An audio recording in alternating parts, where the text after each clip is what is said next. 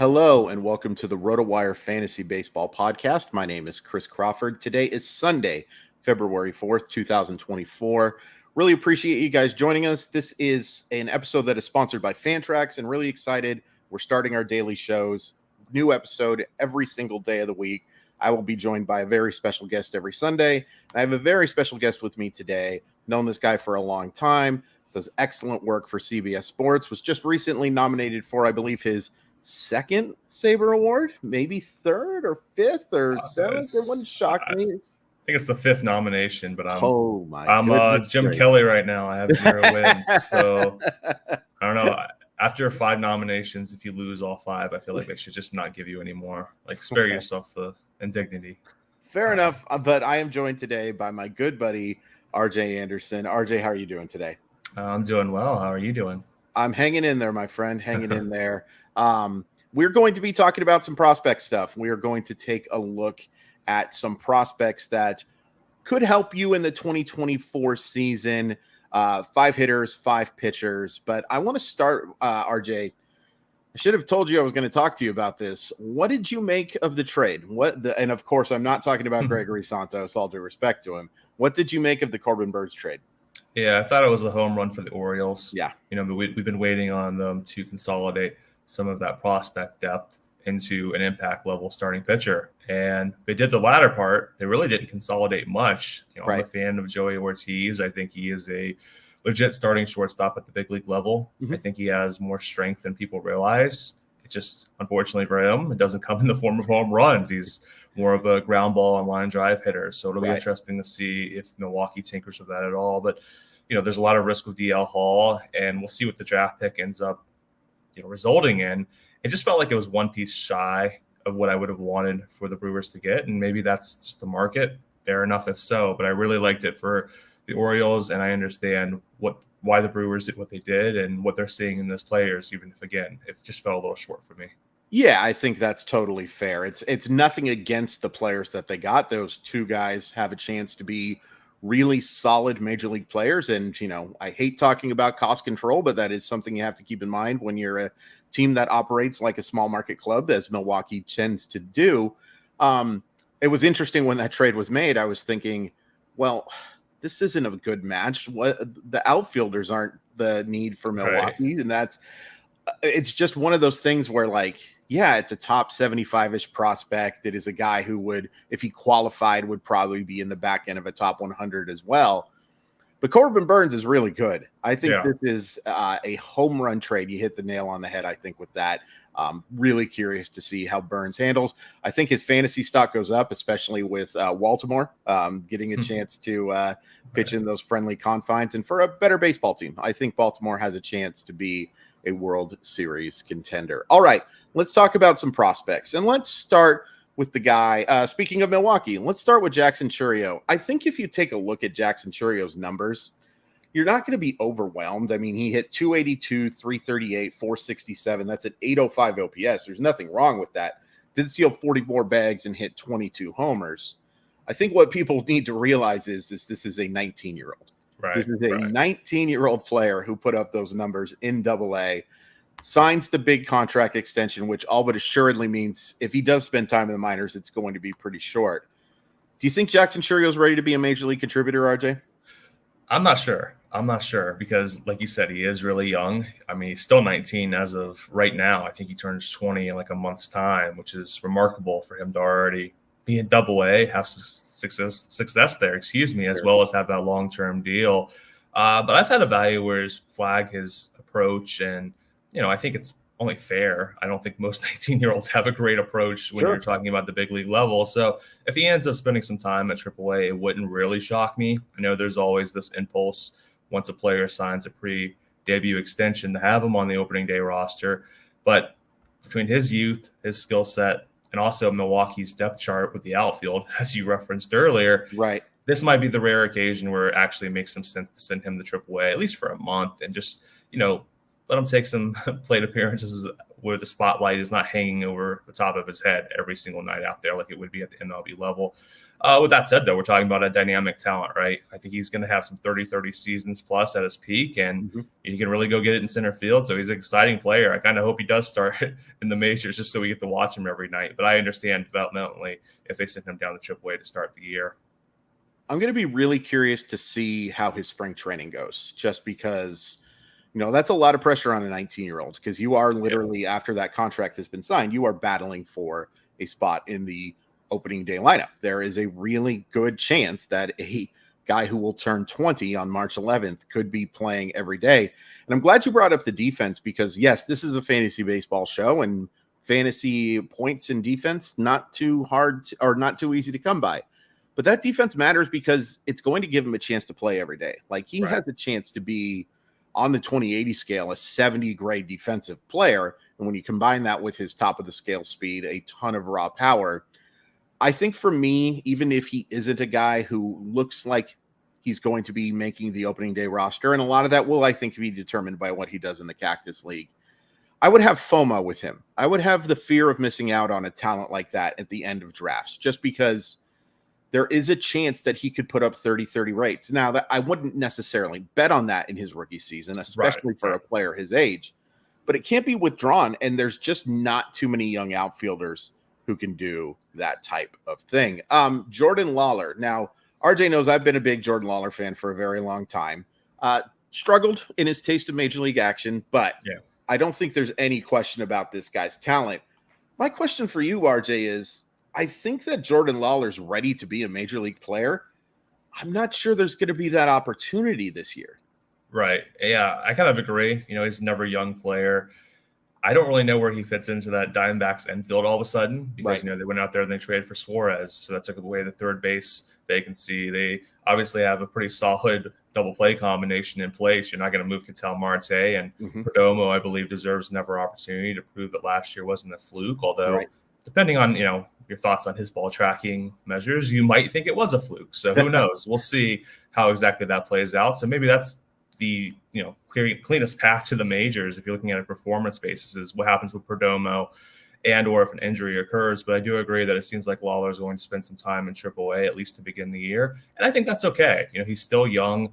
It's clear that, as you said, he's not quite big league ready offensively, and that's fine. Go to AAA, get a half season in there. Maybe a trade happens, maybe an injury occurs, maybe Perdomo's performance craters, and then you slot Lawler in, and we'll see what he has to offer. But yeah, I do agree that he's probably not going to be fantasy relevant to begin the season, barring an injury or a late spring trade. Do you think he could be traded? I kind of look at that Arizona. Yeah, I look at that Arizona roster, and I don't see a huge hole at this point, so I can't imagine what exactly you're trading Lawler for. Right. But do you think he has, because they do have some depth in the farm system and because they have a lot of young talent around them, do you think he is someone that they would consider moving? I think it would depend on the right move. And right now I'm having a hard time envisioning who exactly they would trade him for. Sure. I guess the parallel is to Joey Ortiz, right? Lawler is a much better prospect in my opinion. Yeah. And I guess I'm struggling to think of who exactly would have to become available for them to say, okay, well, here's Jordan Lawler. But I suppose it's possible. Perdomo goes out there and plays well, and that opportunity arises, whatever it may look like. Maybe they would consider it because, you got to remember, in the real world, like in fantasy, there's a supply and demand issue of good shortstops. Sure. And so any shortstop who has the potential to, contribute on both sides of the ball is going to be viewed as a very valuable asset. I would put him in that bucket. So yeah, it's an interesting thought, but I don't think it's going to happen in the next few weeks. Let's speculate wildly. Uh-oh. What about Dylan Cease? Would you be willing to move a player like Jordan Lawler in a Dylan Cease trade? And let's be honest, like the Arizona rotation is not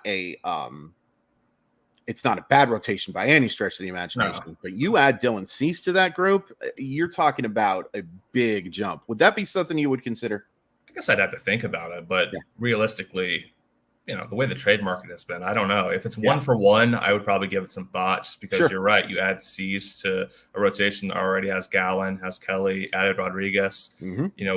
I don't know. Maybe that's good enough to make another run to the World Series, but Sure. it would be difficult, I think, to part with someone like Lawler, given that I'm not 100% sold on Perdomo. So it would really have to be like a slam dunk style deal for me to really consider it, I think. Speaking of the Diamondbacks, real quick, Brandon Pfaadt, your thoughts on him for 2024? I mean, he looked outstanding in the postseason, didn't he? Really did. It's like something unlocked or clicked for him, and I honestly, like, I was like, oh, he had the start of his career last October, that first game against the Phillies. And then I was like, man, I don't know. Maybe there is something here. I know he's a well-regarded prospect. I think he made some top 100 lists. So I'm really intrigued to see if he can bring, obviously not that quality, but higher quality to the season. I have to say, he might be a guy who breaks out this year. But I don't know. It's going to be interesting to watch. Yeah, I think it's really interesting. He's a guy who I thought was slightly overrated coming into the year just because I think he was missing bats more on deception and command, and not even really missing bats, picking up strikeouts based on deception and command. And some of those guys don't necessarily translate well. But then I think we overreacted to the fact that the guy was just home run unlucky as all get out, and then pitched a lot better down the stretch. It kind of reminds me of Taj Bradley a little bit. Oh, that's a good call. Where you just know the home run rate is not going to stick. But until he actually goes out there and shows, I'm not a 2 home run per 9 pitcher, there's a little bit of tentativeness, right? But when you have above average stuff, when you have above average control, you're probably not going to give up 2 home runs per 9. So we'll see. But I think you're probably right in that call that he's going to have a better 2024. And whether it's up to the level that he showed in the postseason, we'll see. Yeah. But I think he's probably his arrow is trending upward. Absolutely. Speaking of trending upward, let's talk about Brooks Lee. Brooks Lee hit 275, 347, 461. That's an 808 OPS, 16 homers, 7 stolen bases. Reached AAA in his first full season of minor league action. I've been a big Brooks Lee fan for a long time. His numbers in AAA weren't great. 237, 304, 428. It's a pretty small sample of 152 plate appearances. I take a look at that Minnesota infield, and I kind of have a similar thought to what I have with Lawler. I'm not sure if there's an opening, but I also feel like Brooks Lee, if they feel like he's ready to go, they're going to find room for him to play in 2024. Yeah, absolutely. And I too have liked Lee dating back to his draft year. And I hate to say it, but I feel like Royce Lewis's health is kind of the X factor there that will open the door for Lee to get significant playing time. I hope I'm wrong on that, because Lewis has been incredible when he's been healthy, but based on his history, you kind of have to think that there's going to be an opportunity created there at some point. And, they just traded Jorge Polanco, who I like. But, I tend to agree that Brooks Lee is not going to be blocked for long, one way or another. They'll find a way to get him into the lineup. And he's going to be a very interesting player. I believe he had some platoon issues in AAA or in the minors last season. I don't have that note in front of me, but, maybe they bring him up and slot him in mostly against righties, even though he's a switch hitter. And we'll see. But very, very intelligent player. He's not super toolsy, not super athletic, but he can, hit for contact, get on base, and, play a pretty solid. I believe they're going to have him, second base, third base. He's not really a shortstop, I don't think. But, he's a pretty nifty little player.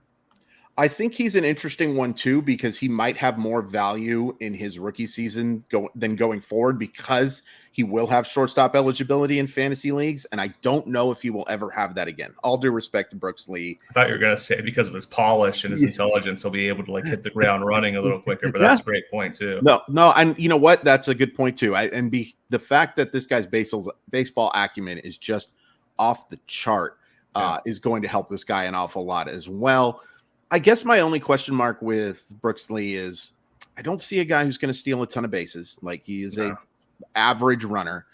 And I'm not quite sold on the power. Like, I'm not saying that this is a dink and dunk hitter, and it's better than I think people anticipated. I think it's one of the reasons why he slid into the later part, or not later part, but slid a couple of picks later than people thought. Are you a believer in the pop?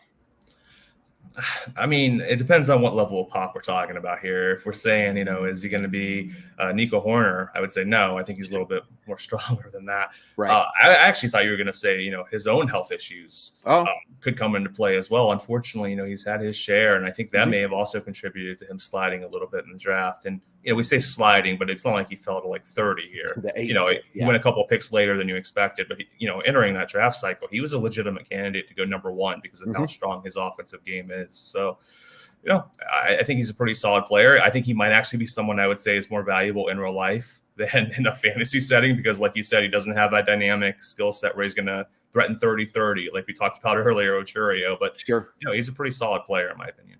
Absolutely. We're going to talk about a couple of more hitters and then get into the pitching. But first, we're going to take a quick commercial break.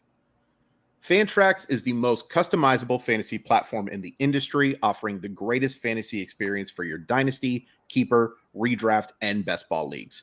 Coming from another service, Fantrax makes it easy. Fantrax can import all of your current leagues and customize if needed. Fantrax offers the most in-depth player pool in the industry, including minor league players. Do you need a customizable commissioner service for your fantasy league? Fantrax offers more customization than any other platform. Waivers, categories, scoring system, schedule. Fantrax offers custom solutions for all that and more, and it's all free. Sign up for free today and be entered to win an official MLB signed jersey from Vladimir Guerrero Jr. Simply go to fantrax.com/RotoWire and sign up today. That's fantrax.com/RotoWire. Fantrax, the home of fantasy sports. All right, so I'm kind of cheating and I'm going to give you two names just because I think they're fairly similar, even though they're kind of different skill sets. But I want to talk about Heston Kjerstad and I want to talk about Colton Cowser. Now, there's no denying it. It was a small sample, but Cowser was awful in the major leagues last year. Really struggled. I was surprised just because he looked so ready based on what he was doing in AAA. Kjerstad, a little bit more success. A guy that I think is a great story. It was surprising as heck to me that he was the second overall pick. Still not sure that was great value in terms of process, but really put things together. And after a pretty scary injury situation, for him to come back and be able to be a borderline top 30 prospect is pretty interesting. So, RJ, for 2024, which one of these outfielders are you more excited about? I would call it a push. I mean, what you said about Kjerstad makes a lot of sense, but I've been a Cowser fan dating back to his draft year. I believe I had Cowser rated higher in his draft year than I had Kjerstad. Kjerstad kind of gave me some Corey Dickerson vibes. Sure. Because he's a bad ball hitter. He could put a bat on basically whatever you threw him, but he'd like to expand the zone, and you never know how that's going to transfer to the pro ranks and specifically to the majors. So that's just one hesitation I had there. And Cowser, he can play center field if needed be, whatever. My concern with both of them is like, how are they going to fit into that Orioles depth chart? Because you kind of mentioned it earlier when we were talking about the Corbin Burns trade. The Orioles have, a stacked position player group, and they really haven't done anything to remove, the logjam, so to speak. I mean, trading Joey Ortiz is nice, but you look at their depth chart and it's like, man, I don't know how they're going to fit two more outfielders into this when they have Austin Hayes and they have Cedric Mullins. And, some of those infielders are presumably going to see action in the outfield too, just to get them into a lineup occasionally. So I don't know which one is more likely to have playing time opportunities ahead of them. I think you can make a case either way, and we'll see which one the Orioles feels more ready. But it's going to be difficult for either of them to really establish footholds in the majors based on what that depth chart looks like right now. They're just loaded. They just have so much depth pretty much everywhere, but starting pitching, they just got a perennial Cy Young candidate to help you in that regard. So, it's very impressive what they're doing. I really like Cowser. I think people might be a little bit scared off by 115, 148, 434 OPS. There's no denying it. And it's 60 at bats. It's not like it's 12 at bats. It was a sample of a good month of just being absolutely overworked. I think the one positive that I take is draws 13 walks in those 26 games. You'll take that. So the approach never really became an issue for him. He didn't start to press. I like Cowser a lot. Kjerstad's interesting too. I think if you're looking for more of a power option, like if you're playing in an AL only league, which is the only way you're drafting, I think these guys at this point to start the year. But I do think there's a chance, in part because the Baltimore outfield is very talented. It's not a bastion of health. Like, there have been some guys who have dealt with some injury issues along those lines. So I could see one of those guys. But if you were looking for the more power hitter guy, I think I would go with Kjerstad. If you're looking for the more well-rounded game, I think you would go with Cowser. Real quick, Kobe Mayo. And the issue with Kobe Mayo, of course, is the infield depth there. Yeah. But if he does get a chance, is he someone you're interested in for 2024? Oh, yeah. I will know. I just realized I did not mention Anthony Santander. That was no insult to him. He just had a big breakout season, Sure blah, did. blah, blah. But I just felt like someone was going to yell at me if they're like, why didn't you mention Santander? Mayo, it's a playing time issue again because he's not a third baseman. And even if he was, they have a lot of infielders competing for those priority spots. Sure. Are they going to give him a chance at first base? I would assume eventually. And we're talking about big time power. And I'm a believer. You look at some of his metrics, not only in the minor league level, but even into the past, I think he's got a chance to be a middle of the order hitter for them. And again, it's just a matter of timing. It's a matter of opportunity. And I guess it's a matter of, will it come with the Orioles, or are they going to make another trade in the coming months to, I don't know, whoever else, maybe they'll get Dylan Cease too. I don't know. Because when you think about the real life Orioles, their books are so wide open. Forward that there's no reason they have to play frugal. They can go out there and make another splash if they really wanted to. So, I'm a believer in Colby Mayo, the player. I just don't know how he fits into that equation in the short term and maybe even in the long term. I wonder if Ryan Mountcastle could be on the trade block. You take a look at where he is in terms of like where his salary could be. He's had some good years. 779 OPS last year. He's been above OPS plus has been above 100 every year he's been in the majors, but he hasn't really put together that star season. And for a guy who is limited to what he's limited to, I wonder if that could make sense, like a trade that you could see maybe for a starting pitcher type of thing, Ryan Mountcastle for a starting pitcher. And maybe that opens up that spot for Mayo. I'm glad you brought up the defensive thing. I know he has a howitzer for an arm. He's not a third baseman. He is just doesn't have the range for it.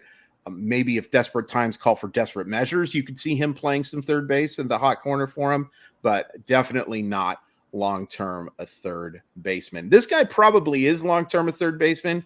Let's talk about Junior Caminero. So Junior Caminero was not an unknown name coming into 2023. He wasn't really an unknown name coming into 2022.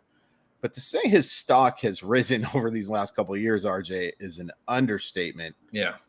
It's another case here where the depth of the Rays is going to be the issue, but I think the talent here, it's similar to the Brooks Lee thing, and we already saw him play in the majors. Right. Skipped over AAA.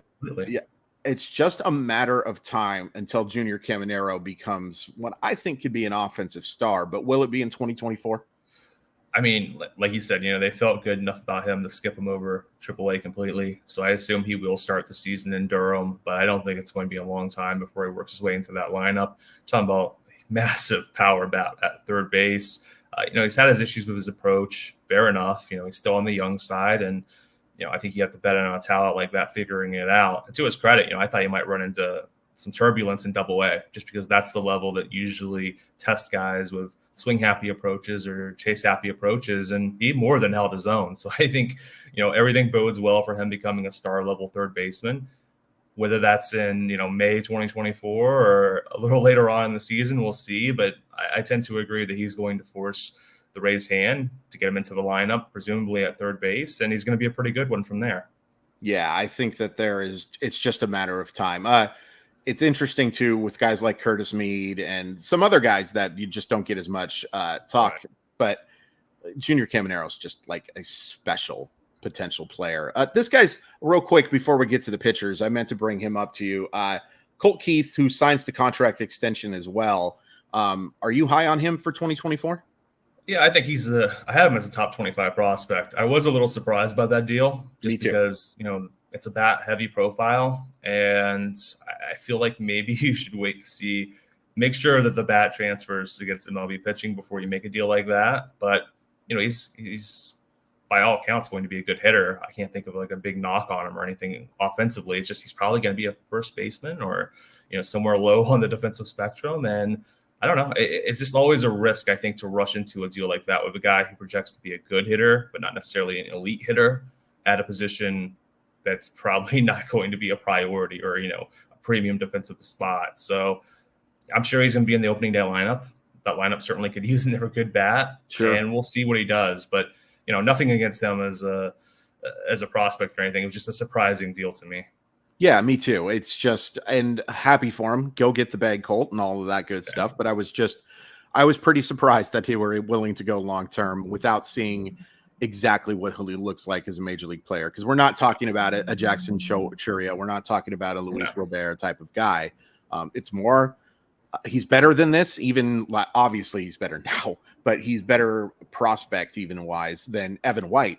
But kind of similar to the Evan White, Jonathan Singleton type of deals, which unfortunately those do happen where, no organization is going to file Chapter 11 for an Evan White contract or a John Singleton contract, but they're not good. So we'll see exactly how that works out. One more for you for 2024 only. Wyatt Langford.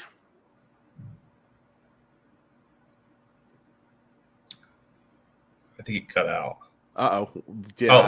Sorry. That's okay. I was asking you if Wyatt Langford was a guy that you're high on for 2024 only. Oh yeah, absolutely. Yeah. I mean, I don't know if he's going to make the team out of spring training, but I think we've seen with the Rangers' willingness to, let Evan Carter take over late in the year during a playoff push that they're okay being aggressive with a prospect. And he is someone who has put himself on the map. I mean, I was high on him during his draft cycle. I ranked him number 2 heading into the draft, and it was pretty close with him and Dylan Cruz because, that's just how good Langford is. And I felt that he got overshadowed by Cruz.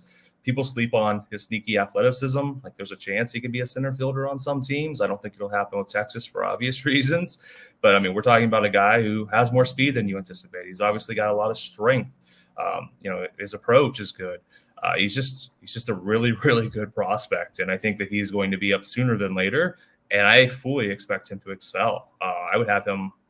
I think I had him as a top 3 or top 4 prospect overall. And I think he's really, really good. And yeah, absolutely. I think he'll make an impact in 2024. Yeah. I talked about this with my buddy Ryan Boyer in yesterday's podcast, and I'm coming more around to it. I just wonder, that Texas outfield seems pretty set to me, man. Like you take a look at Evan Carter, who I personally think is better, may not be the right word, but similar, and has already shown that he can handle major league pitching. And then you have Leody Taveras and you have Adolis Garcia. Right. I just wonder, again, it comes back to this thing of if they feel like he's ready, they're going to find a way to get him into the lineup, and they don't have a set DH at this point. Ezekiel Duran probably is the guy who's going to get most of the plate appearances there. Right. I don't know. I would think it would. This is just my humble estimation. It would be, I think, a mistake to draft him in redraft leagues, just because I think there are too many talented outfielders there. But you better be ready to spend some fat bucks if the Rangers do make that move, man. Just because that offensive upside is palpable. Since you brought up Dylan Cruz, probably not a contributor for 2024, but I think people may be underrating this guy just a little bit. I think his performance relative to a guy like Langford hurt him. I think people will, we've heard about him for years, right? Sure. I mean, he was a first-round prospect coming out of high school until he withdrew his name. And so I think at some point prospect fatigue sets in.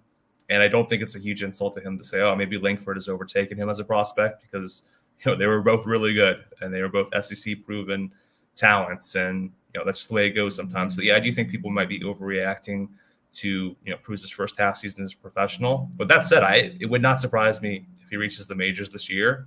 Maybe not as early as Langford, and maybe he's not quite as impactful as Langford right off the bat. But sure. I wouldn't be surprised at all if the Nationals end the season with him and James Wood in the lineup. That would be a lot of fun. That's a team that that deserves to have some fun too. I would be okay with that. Let's move on to some pitching. Let's talk first about Kyle Harrison. Harrison made 7 starts for the Giants last year, 35-11 strikeout to walk ratio, a 4.15 ERA, average allowed against of 221. RJ, the stuff is sick. I don't think there's any denying that Harrison has great swing and miss stuff. Is the command going to be good enough for him to be a fantasy relevant pitcher in 2024? Maybe. I mean, his strikeout to walk ratio in the majors last season was much better than I anticipated from him. And, I guess that's a good sign. I'm kind of intrigued to see how they use him because, the Giants have in recent years been more creative and more aggressive with, taking their pitchers out quicker, right? They're one of those teams that's fully leaned into like the modern thinking on starting pitchers. And maybe coincidentally, maybe not, that's led them to pursue more player types like Harrison and like Robbie Ray. And, we can list off a few other names. Like, these are not traditional starting pitching profiles in the sense of their command, although Ray has improved in that respect. But I just wonder, like, maybe he's in the right spot for that. Sure. Maybe he's not in the right spot for that because, Bob Melvin as the manager now, how are things changed? Are they still going to, be aggressive with it? Are they going to go more traditional? I guess the fact that they're giving Jordan Hicks a chance to start suggests no, they're still going to be creative and, take risks that other teams wouldn't and do things that other teams wouldn't. So I don't know. I guess I'm just kind of, I guess the thing with Harrison is like, I'm more concerned about the team usage of him than I am about the skill set, because I do feel like what you said has been true for him for years, right? It's very modern pitching approach in terms of like the low arm slot and, the stuff plays up in the zone and he gets swings and misses and all. Like, none of that's a concern. It's just, can he throw enough strikes and how are they going to use him? And I don't know the answer to either question at this point, so I'm kind of intrigued to find out. But you look at that Giants rotation, and like, there's no doubt in my mind he's going to crack the opening day starting five. I mean, that team needs the help. Maybe they go out there and sign Blake Snell and complete the trifecta with him and Robbie Ray, right? Just get all those lefties who've had command issues but has big swing and miss stuffs in their rotation. There's a good chance, RJ, that we're going to see, like, on 3 straight days, Kyle Harrison, Robbie Ray, and Jordan Hicks. Get ready for a long day at the ballpark potentially, man, just because there's no denying that those guys have great swing and miss stuff, but there's also significant control issues with those guys. And by the way, I'm glad you brought up Robbie Ray. I think he's a really intriguing hold. I'm really concerned what's going to happen with Robbie Ray with a year off as a guy who has really struggled to throw strikes. Is that fair? No, I think it's fair. And we've always heard the command comes back last from Tommy John surgery. So, once he gets back, and I think July, somewhere around there, we'll see what happens. Now, to his credit, he had improved his strike throwing in recent seasons. It's still kind of a recent development. So, we'll see. There's a lot up in the air there. But no, I get it completely. I mean, I hate to say it. There's a chance he comes back and his commands, regress to the point where he's walking 4+ again. I hate to say wait and see, but that's all we really can do in a case like that. Yeah, that's a really good point. Another lefty, Ricky Tiedemann, who unfortunately dealt with injuries last year and was only limited to 44 innings. But they were pretty good 44 innings. The 3.68 ERA may not jump out to you, but 82 strikeouts in 44 innings gives you an idea of this guy's ability to miss bats. Only allowed 1 homer, pitching in some pretty friendly confines. Worth pointing out that his ERA, though, in New Hampshire was 5.06, was much better in his rehab appearances in Dundon and 1 solid appearance in Buffalo. It seems like there's an opportunity here for Tiedemann to make an impact on the rotation in 2024, but would you bet on it? It's difficult because the skill is there. There's no doubt about that, but the health hasn't been, and he really hasn't thrown many innings. I think he's going to reach the majors this season just based on his skill level. How exactly they deploy him, that's to be determined. I mean, I could see them bringing him up in a relief role and giving him, 2 to 3 innings, maybe 4 hitting outings, trying to build up his arm without relying on him every 5th day. Is that the best approach to take with him? Maybe not, but I think it's such a unusual profile. It almost kind of reminds me of the way the Dodgers did with Bobby Miller, where he really didn't have the typical innings workload in the minor leagues. Then he comes up last year and we saw how they used him. They used him more traditionally. And I wonder if maybe that's the Blue Jays' long-term plan here. Maybe they're going to do a hybrid thing with him. I'm not really sure. It's just a matter of can his body hold up, I think, and how they want to go from there. So long rambling answer. He's going to reach the majors this season, I think. I just don't know that he's going to be a member of the rotation. And I don't know that he's going to get enough opportunity to really be fantasy relevant for me. Yeah, I think that's a really good point. Like just the fact that, and I think long-term, definitely has a chance to be top of the rotation type of starter with 3 swing and miss pitches and the ability to mostly throw them for strikes. I think some of the walk issues had to do with just the long layoff. We see that a lot with young pitchers where they come back and it takes a little bit for them to find their command. Question in chat, Jake, well, it's more of a statement. Jake Eater will be a stud this year for the White Sox. Are you in on Jake Eater? He's put up some monster numbers in the minor leagues, and I think that's one of That's a trade I think we might look back on in a little bit, the Jake Burger for Jake Eater trade, just because Right. Burger was excellent for Miami, but Jake Eater, when healthy, has put up pretty darn good numbers. Yeah, I actually like that trade more for the White Sox than I did the Marlins. And now Burger obviously went out there and went crazy for the second half of the season. So kudos to him. And there's no doubting his power. But anytime you can get a lefty with that kind of stuff and with starter potential for, let's be honest, a pretty limited first base bat or corner bat. I know he plays third base, but come on. Sure. I think you have to do that, especially for a team in the White Sox position. So I do agree that trade was pretty nifty for them, and I'm excited to see what Eater can do. Hopefully, he stays healthy because there's some pretty intriguing, right tail possibilities for him if he does. Yeah, I think so as well. It's I question whether or not he's going to be able to miss bats. It's similar to the Brandon Pfaadt thing, where I think he is a guy who gets a lot of strikeouts on called looking or some deception in the delivery more than pure stuff. But I don't think that that's necessarily a huge detriment to him. It's just something I think you have to be cognizant of, as well as the health. Jared Jones, a 2020 second round pick, saw his stock go way up a little bit last year, but definitely this year. 126 and a third innings, 146 strikeouts, a 3.85 ERA. Was, again, much better in AA than he was in AAA. Not the friendliest confines for a pitcher there. I think Jared Jones is vastly underrated as not only a long-term prospect, but somebody who may be able to help in 2024. Yeah, I think he's a mid-rotation prospect, and I think he'll be up this year. He should get the opportunity at least. And obviously PNC Park is generally a pretty good place for a pitcher to be. So I tend to agree. I think, he's kind of slept on because of a certain more famous teammate or a certain more famous organization mate, I should say. But he's a pretty solid pitching prospect himself. Yeah, I think so too. This is a guy, when he's at his best, he shows 70 fastball, 2 above average secondary pitches. Command needs work, but at 22, I think that's understandable. And most 22-year-olds in life need help, much less 22-year-old pitchers. I also think it's worth pointing out that he was a two-way player coming out of high school. And a lot of these guys who just start concentrating on pitching really start to flash right around this age.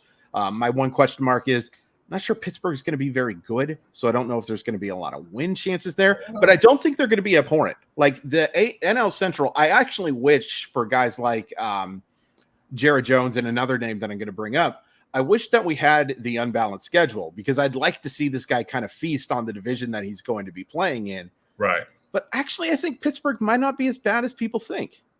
No, I mean, they made big gains last season, obviously. And I think people might be overestimating the quality of a team because they just look at the year-to-year win gain and like, oh, this is actually a team that's right on the cusp. And I don't think they're quite there yet, but I do think they have talent. And I do think, it's pretty much time to go, right? Like at some point they have to take a legitimate step forward. And with some of the young players they have arriving this year, specifically in the rotation, I think it's a chance to really make some legitimate progress. Yeah, I think so as well. And it is it'd be fun to see. Those fans deserve something good. And that ballpark deserves something good, by the way, too. That is the best ballpark in my humble estimation in all of baseball. You can just say, yes, I agree with you, Chris. Only behind Camden. Okay. That's an interesting call. I love Camden. I love Camden too. And I think Camden doesn't get enough respect for the fact that they kind of started the revolution of the stadium designs that we have now, which are awesome. I mean, it got a little boring, seeing everybody go to the look at the old school stuff. But without them, like you don't have Safeco, you don't have San Francisco, you don't have Cleveland, you don't have a bunch of stadiums that I think are pretty darn fun. I hate Wrigley Field, but I love Cade Horton. Cade Horton was the 7th pick in the draft. I think the Cade Horton story is kind of fascinating, RJ, because this guy was, let's just be honest, not on the radar whatsoever in 2022 until he put together one of the more sensational runs of any pitcher I've seen in a postseason. And that's why you got to watch college baseball, folks, by the way, because you get stories like Cade Horton. To a lesser extent, I think Ty Floyd improved his stock immensely with his run last year. Not quite to the Cade Horton effect, obviously. One guy went in the 30s, one guy went 7th overall. But I got to be honest, I was a little skeptical because it was such a small sample. Everything he did in 2023 suggests that it's legit. 2.65 ERA, 117 to 27 strikeout to walk ratio, and 88 and 1/3 innings. He was absolutely dominant when he got called up to Tennessee. A 1.33 ERA, 31 to 11 strikeout to walk ratio. I don't think there's an opening for Cade Horton right now. I would be stunned if Cade Horton isn't making starts for the Cubs by the end of the year. Oh yeah, by summer, I feel like. Yeah. I mean, you went through it. He's got the good stuff. He's a mid-rotation plus prospect to me, and it's a really fun story. And you're right that sometimes these pop up, pitcher specifically, you kind of wonder, like, is this the best stretch of his life, or did he actually unlock something? And it kind of goes back to what we were talking about with Fott, and there was another pitcher we were talking about with this, and I'm blanking on it now. But yeah, it goes back to all that, right? You have to evaluate of the moment, but also in larger context. And fortunately for the Cubs, fortunately for Horton, it wasn't just the of the moment evaluation. He's legitimately skilled. He's a mid-rotation or better starter, in my opinion, and I do think he'll be in that rotation by the summertime. And, whether that's because of injury, whether that's because he just forces his way into the mix, I don't quite know at this point, but I suspect he's going to be a pretty good starting pitcher for Chicago for a long time to come.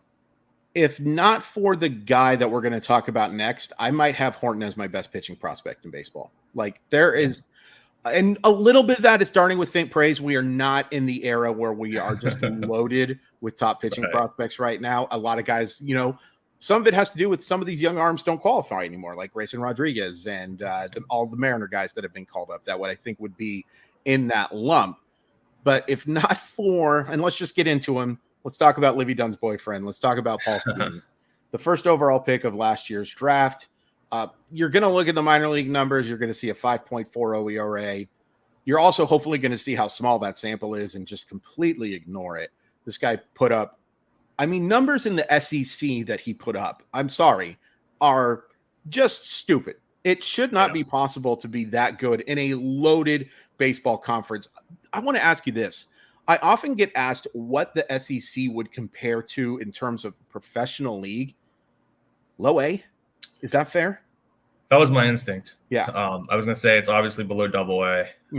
Trying to toy between low A and high A. It's probably right in the middle of that, isn't it? Let's say, go look at some of the recent top SEC players and where they were sent. That probably gives you an idea of where teams are estimating that talent level falls. And I think offhand, it would be in the low A, high A range because they usually, I think one of the reasons that we see Skenes go with that first overall pick, on top of just having ridiculously good stuff and ridiculously good success, is the fact that I think he might be major league ready.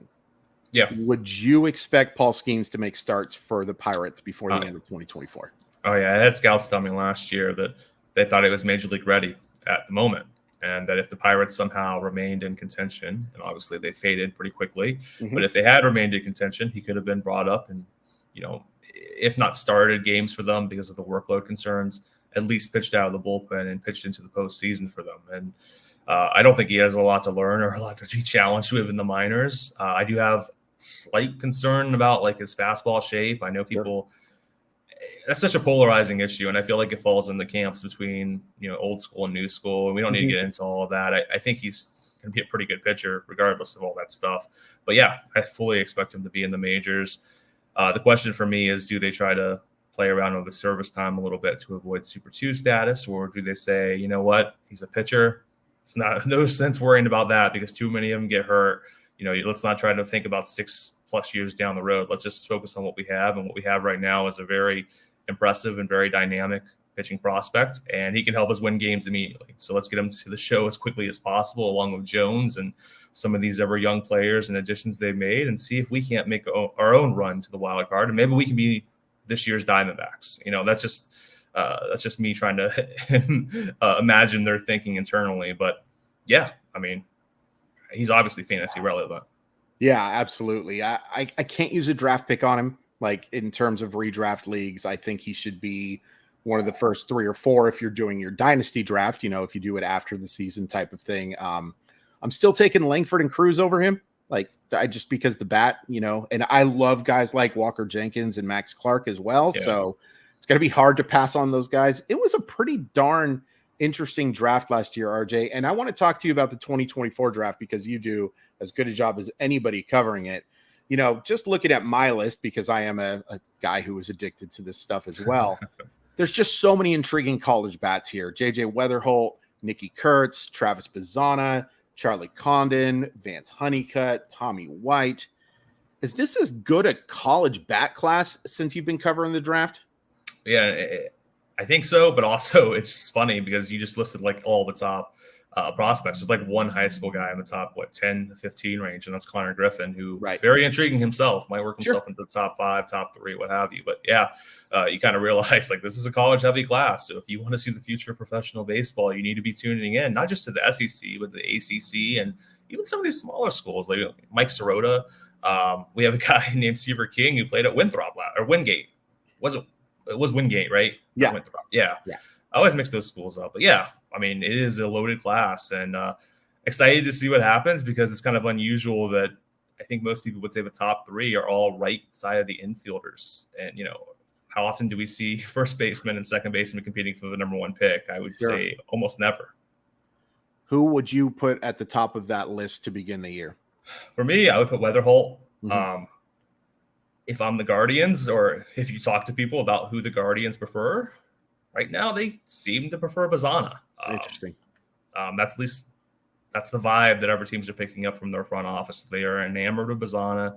They love his makeup. I've had someone say it's generational makeup, and it's like, all right, well, I mean, I'm sure, but also, it's January or February. Like, we're 5 months off from the draft. I don't know that I've, in my experience, had a team like said to be enamored of a guy at number 1 this early in the process. So I'm kind of intrigued to see where that goes. But for me, I would have Weatherholt as number 1. I think, the comparison to Bazzana is very obvious. And if you do that, Weatherholt might have a little less power potential, but I think he has a better hit tool outlook. And I think there's a little bit more room for growth, whereas Bazzana feels kind of maxed out in some respects. And that's not necessarily a bad thing. There's nothing wrong with drafting the most optimized player at number 1. It just, it depends on what you're looking for and, how you evaluate the growth potential and all that. So long answer made short. For me, I would say Weatherholt's the number 1 prospect, but I understand completely if the Guardians for the Bazzana or someone else is the number 1 prospect at this point in time. I would agree with that, in part because if you absolutely dream, maybe Weatherholt could hold his own at shortstop for a moment or two. You're going to have to move to second base at some point. So he would be number 1 on my list in a real life draft. But for a fantasy draft, I wanted to ask you real quick about Vance Honeycutt, because this is a guy with plus speed and plus power, who is a just ridiculously good outfielder as well. The question mark is the hit tool. Yeah. But thinking it from a fantasy perspective, do you think Vance Honeycutt maybe deserves consideration for that top spot? Yeah. I mean, he's a potential 5-tool player, right? He's very athletic. He's going to steal bases. He's going to hit home runs. Does have some breaking ball recognition issues that could bring down his average. And I think that's really the concern. I mean, if you think about, center fielders who have power, have speed, maybe struggle with average. We're talking about Drew Stubbs and BJ Upton and players like that. And I mean, you're the fantasy expert here, but that feels like a pretty solid player to me, at least during their better years. So yeah, I think he's in consideration, and who knows, maybe he's made some improvements. Maybe he's on the Chase Davis diet where he ups his stock. And if so, he might be the number 1 pick in real life too. I could definitely see it. It's worth pointing out too that he did cut his strikeout rate from 30%, which is abhorrent, to 20%, which isn't good, but it's nice to see that range. Like, it's nice to see that type of progress being made. I'm fascinated by this draft class just because there are so many good college bats. It's unfortunate that the high school class, every once in a while, it's just not going to be a strength. It actually looks like, based on some people I've talked to, that 2025, the high school class is going to be absolutely loaded, but 2025 holiday. yeah, another holiday. This one looking even younger. By the way, Jackson Holliday, he's going to get carded for his entire life. Like, there's no way that dude is ever going to, unless he becomes so famous, and there's a good chance that he does, unless he gets so famous that they just recognize his face. Yeah, that's he's the very most youthful. baby face prospect I think I've ever seen. Yeah, I think the first time I saw his face in a photograph, I was like, "Wait, isn't that the younger Holiday brother? Like, where's Jackson?" And then nope, he turns out that is Jackson. That's not Ethan. So, but it's it's pretty amazing to think that Matt Holliday, for as good as he was, might end up being the third best player in that family when all is said and done. I mean, you're talking about someone who, whatever Holliday in that family figured out on how to develop players, I mean, kudos to them because they have some outstanding ones coming. Two things to close out real quick. Was Holliday safe? You're going to try to get me yelled at here. What was the call on the field? I think he was safe on the field. Who am I to question? Yeah, that's fair. And just really quickly, Jackson Holliday, who I think almost is universally considered the top prospect in baseball. If it's not Wyatt Langford, if it's not Jackson Chourio, it's certainly Jackson Holliday. They're already reaching AAA. Is there any chance he makes a significant contribution to the Orioles in 2024? Oh, I think so. I have to believe so even. I think he's going to be up. Now, I don't know if he'll make the opening day roster. The one thing about them, again, is they have a log jam there. They have Gunnar Henderson. They have Westberg. They have Urias. They have Connor Norby is in AAA, and he would be in the big leagues for a lot of teams. You know, we can just keep taking off names here. They just have so many infielders that it's hard to say for sure that, oh, yeah, you know, Holliday has a chance to break camp with them. But I think come June or July, he'll find his way up. I mean, he's going to force his way into the majors. And from there, I fully expect that he's going to hit the ground running. You're talking about someone who's shown just, you know, preternatural offensive competency, given how young he is. And, you know, he just rushed through the minors. I think that bodes very well for him. He's going to be, at least in my opinion, he's going to be the shortstop, right? You think they move him or Gunnar Henderson off short? For me, I just assume it's going to be Holliday to play short. Yeah, I think Holliday's the better defensive player. And, you know, I don't know how much this goes into it, but the fact that they probably want to keep him happy, right? And I think a really good way to keep him happy will probably be playing him at shortstop. You want to keep Gunnar Henderson happy too, you know what I mean? But all due respect to Gunnar Henderson, who is a terrific player, I want to keep Jackson Holliday as happy as possible, and I think he is the better defender between the two as well. Keep them both happy because they're both going to be. I mean, you know, Henderson's already a star, I think, or close to it, and Holliday's going to be a star. Imagine having Adley Rutschman as your third best young player. I mean, imagine the guys we're talking about for like 5th, 6th, 7th best young player. You know, some of the guys we talked about earlier, Mayo and Calzer and Kjerstad. It's just like it's an embarrassment of riches there. And kudos to their drafting and development departments. Hopefully, the new ownership group puts some money down, because that's the only thing separating that team from being arguably, you know, the best in class, or at least one of the best in class, is an actual financial investment from above. Because, you know, it would be a shame for them to lose some of these guys to free agency at 100%. The first available moment. Like, the books are wide open. You know, let's start locking some of these guys up and go from there. Make Camden the best ballpark in, you know, all of baseball. You know, a lively experience year after year after year. Absolutely. RJ, thank you so much for joining us. Please tell everyone how they can follow your fine work. Just go to cbssports.com/MLB and, you know, click on their stuff. I mean, you know, Dane Perry, Mike Exceed, and Matt Snyder are all very good. I think we have all the bases covered. You know, we do everything. It's a small staff, but our range is unbelievable to me, even being part of it for, I think, almost 8 years now, which is crazy. It's as good as it gets, despite Dane, to be honest with you. Like, just horrific human being, but an okay writer. That's going to do it for the RotoWire Fantasy Baseball Podcast. Thank you again to Fantrax for sponsoring the show. Really appreciate you guys checking out our socials. Go to rotowire.com/pod for a free look behind our paywall. And you're going to want that because your fantasy draft is coming up. Lots of great stuff. Again, daily episodes coming out this week. I'll be back on Sunday with a new guest, and we really appreciate the support. Talk to you guys soon.